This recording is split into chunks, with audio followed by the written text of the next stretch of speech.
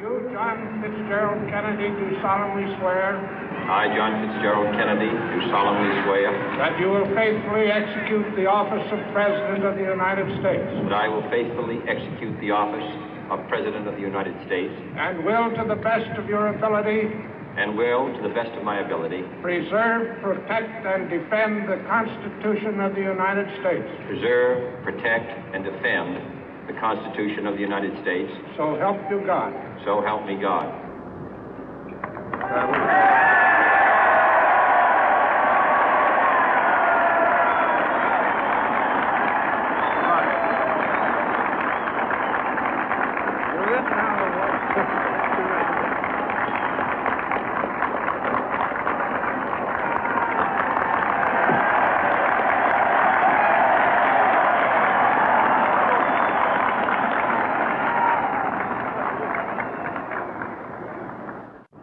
Vice President Johnson, Mr. Speaker, Mr. Chief Justice, President Eisenhower, Vice President Nixon, President Truman, Reverend clergy, fellow citizens. We observe today not a victory of party, but a celebration of freedom, symbolizing an end as well as a beginning, signifying renewal as well as change. For I have sworn before you and Almighty God the same solemn oath our forebears prescribed nearly a century and 3/4 ago. The world is very different now, for man holds in his mortal hands the power to abolish all forms of human poverty and all forms of human life. And yet the same revolutionary beliefs for which our forebears fought are still at issue around the globe. The belief that the rights of man come not from the generosity of the state, but from the hand of God. We dare not forget today that we are the heirs of that first revolution. Let the word go forth from this time and place to friend and foe alike that the torch has been passed to a new generation of Americans born in this century, tempered by war, disciplined by a hard and bitter peace, proud of our ancient heritage, and unwilling to witness or permit the slow undoing of those human rights to which this nation has always been committed and to which we are committed today at home and around the world.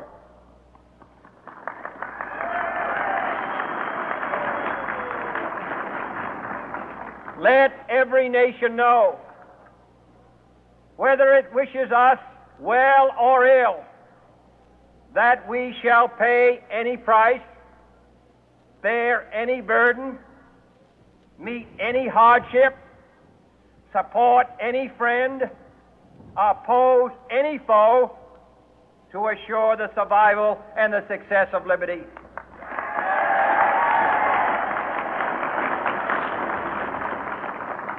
This much we pledge and more.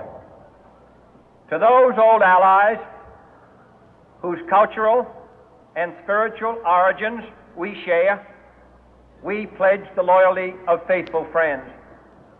United, there is little we cannot do in a host of cooperative ventures. Divided, there is little we can do, for we dare not meet a powerful challenge at odds and split asunder. To those new states whom we welcome to the ranks of the free, we pledge our word that one form of colonial control shall not have passed away merely to be replaced by a far more iron tyranny. We shall not always expect to find them supporting our view, but we shall always hope to find them strongly supporting their own freedom, and to remember that in the past, those who foolishly sought power by riding the back of the tiger ended up inside.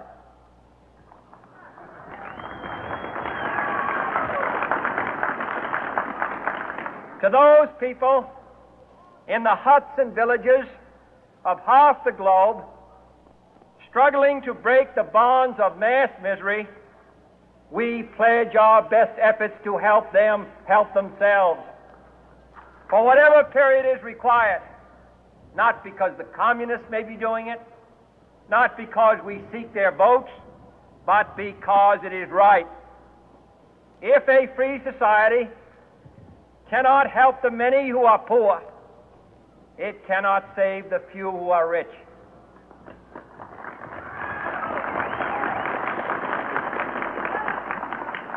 To our sister republics south of our border, we offer a special pledge to convert our good words into good deeds, in a new alliance for progress, to assist free men and free governments in casting off the chains of poverty. But this peaceful revolution of hope cannot become the prey of hostile powers. Let all our neighbors know that we shall join with them to oppose aggression or subversion anywhere in the Americas. And let every other power know that this hemisphere intends to remain the master of its own house.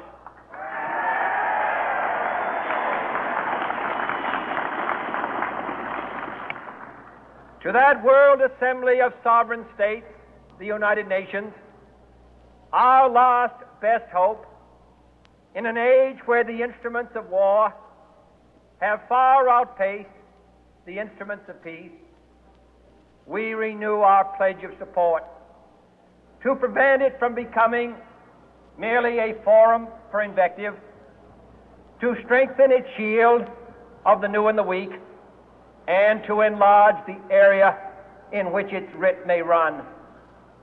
Finally, to those nations who would make themselves our adversary, we offer not a pledge, but a request that both sides begin anew the quest for peace. Before the dark powers of destruction, unleashed by science, engulf all humanity in planned or accidental self-destruction, we dare not tempt them with weakness, for only when our arms are sufficient beyond doubt can we be certain beyond doubt that they will never be employed.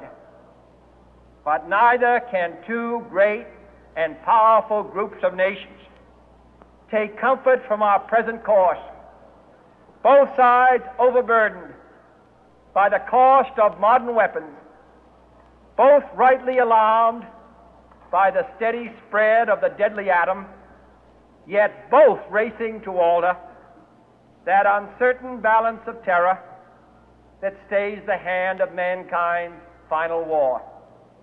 So let us begin anew, remembering on both sides that civility is not a sign of weakness, and sincerity is always subject to proof. Let us never negotiate out of fear, but let us never fear to negotiate.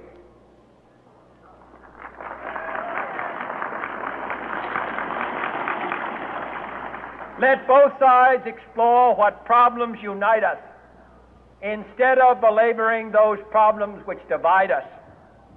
Let both sides, for the first time, formulate serious and precise proposals for the inspection and control of arms, and bring the absolute power to destroy other nations under the absolute control of all nations.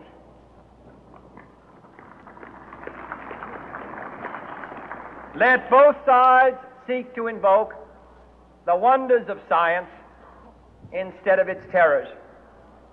Together, let us explore the stars, conquer the deserts, eradicate disease, tap the ocean depth, and encourage the arts and commerce. Let both sides unite to heed in all corners of the earth the command of Isaiah to undo the heavy burden and let the oppressed go free. And if a beachhead of cooperation may push back the jungle of suspicion, let both sides join in creating a new endeavor, not a new balance of power, but a new world of law, where the